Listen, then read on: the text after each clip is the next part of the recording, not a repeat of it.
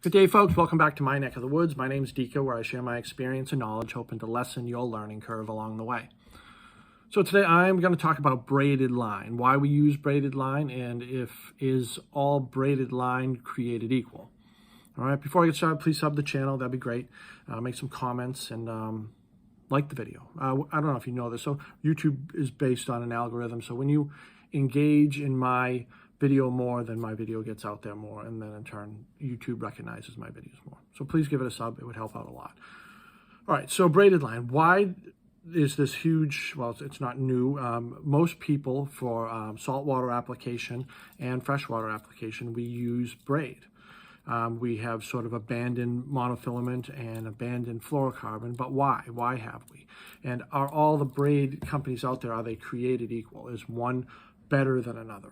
I'm going to give you my insight and my opinion on that. All right, so first off, why have we made, so I've got some, I'm going to do a little sort of demonstration. So I've got 15-pound fluorocarbon here, I have some 50-pound mono, I have some 20-pound mono, and I have some Power Pro 40-pound braid here. So why do we change to braid? Well, first of all, there's no stretch and there's no memory, and it's a smaller diameter with more or equal tensile strength. To you obviously you can fit a lot more on your spool, whether it's a bait casting reel or a spinning reel, and it allows you to have a stronger line. Like say you have it on a freshwater setup, right? Normally, back in the day when I was a kid, you know, you'd put 10 or 12-pound mono on your spinning reel. Now people are putting 40-pound braid on it, and you can really just muscle a fish in. There's no need to play with the drag or fight that fish or finesse that fish in. You can just muscle that fish in. And also with braid in sort of freshwater setups, if you're using a frog rod or something that's really going to get into the weeds or the mats or something like that, the braid gives you that strength where you can just pull it through those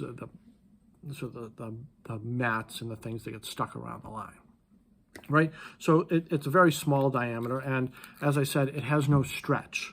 So you pull it and it doesn't move anymore. And the other thing is it has no memory. So if you don't know what memory is how the line is used to being stored or used, and then it creates memory in the line. So you take braid right off the spool and it just hangs straight, as opposed to, what's this? This is 20-pound, 15-pound fluorocarbon. You take it off the spool and it just has this coil to it, which may, in turn, if you're using it on like a spinning reel or something, sometimes it just wants to come off that reel. It makes it a little more difficult or challenging, so to speak. So here's this is a lot of this I use for leader material now. So this is 50-pound monofilament, and I mean that just coils up like a spring, right? So say you take it and let me cut a piece off here. All right, so you cut a piece off and it just keeps its memory, like it goes right back to how it sat around the spool. So as you use monofilament or monofilament or fluorocarbon or anything, so like look at this, it just gets some memory in there, and that's just going to cause, I didn't even do anything, it already tied itself in a knot. So when you stretch this, right, this has stretch to it. Now this is 50 pounds, so it's difficult for me to stretch, but when you stretch it, it's going to create weak points, and there in turn sort of kill the integrity of your line. You may or may not even know it, and it's going to cause, if it goes around rocks or ledges or anything that's abrasive, it's going to wear on it and then create weak points in the line. So I mean, look at this. I just took that out and cut it, and I really didn't do anything to it, and it's already got a knot in it. I didn't even do anything with it. So that's the memory right there. So that's the main reason as to why we have, as fishermen, we have changed to braid. You know, all my saltwater setups, they're braid with some sort of a monofilament leader that I would use. And everything's braid now, everything. People use, like I said, a frog rod, they'll use braid. And a lot of people use it on their bait casters. I have trouble with it on my bait casters. I find that it binds up, or when you do get that bird's nest, it's almost impossible to get out, almost impossible, as opposed to some fluoro or mono, where you can sort of finagle it and pull it out that way. But it does cause sort of abrasions on the line and whatnot. So, like I said, so it has no stretch, back to that, and it is very, very sensitive. You get to feel everything. There's, I don't know if it's an energy transfer or what it is, but when you're dragging this through whatever is underneath, you can feel the structure.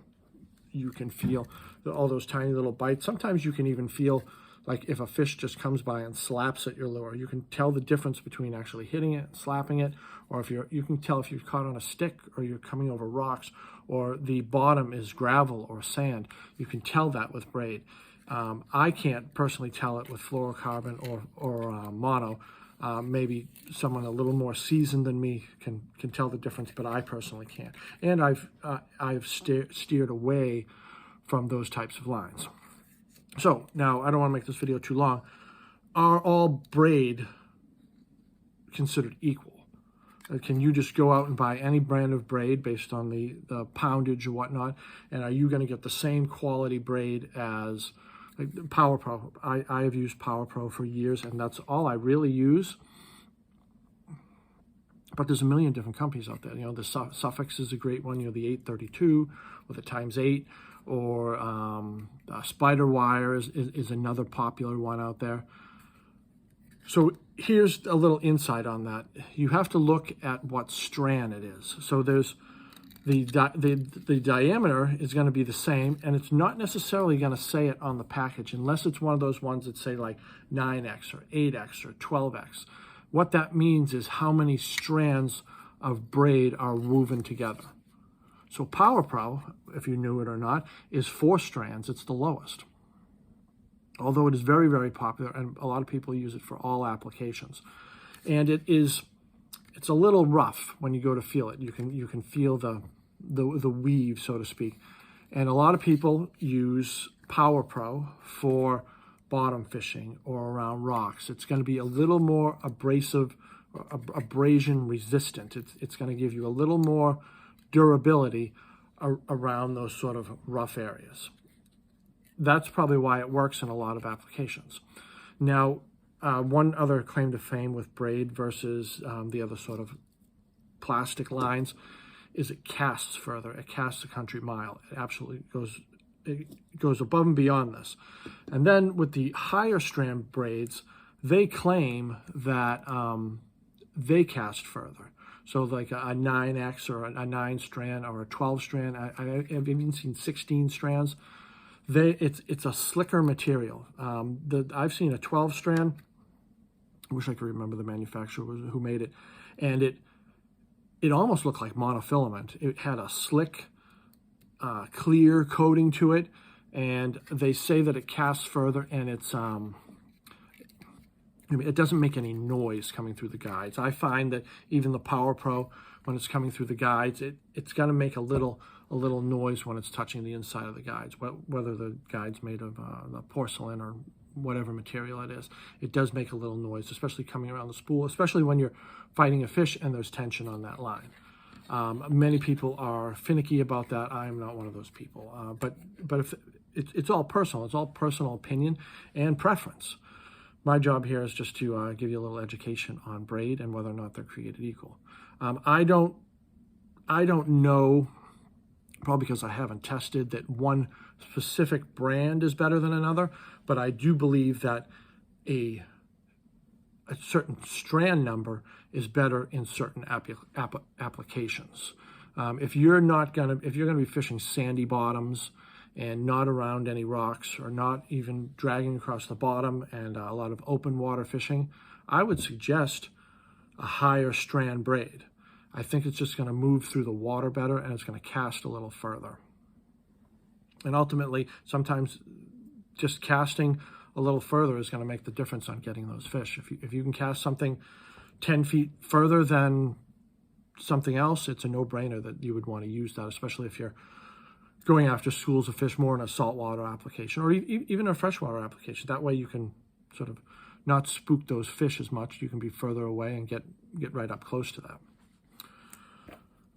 That's really all I have for you, and that's my sort of take on braid and whether or not they're created equal. Like I said, I'm not sure if there's one brand. I mean, Power Pro is very, very popular.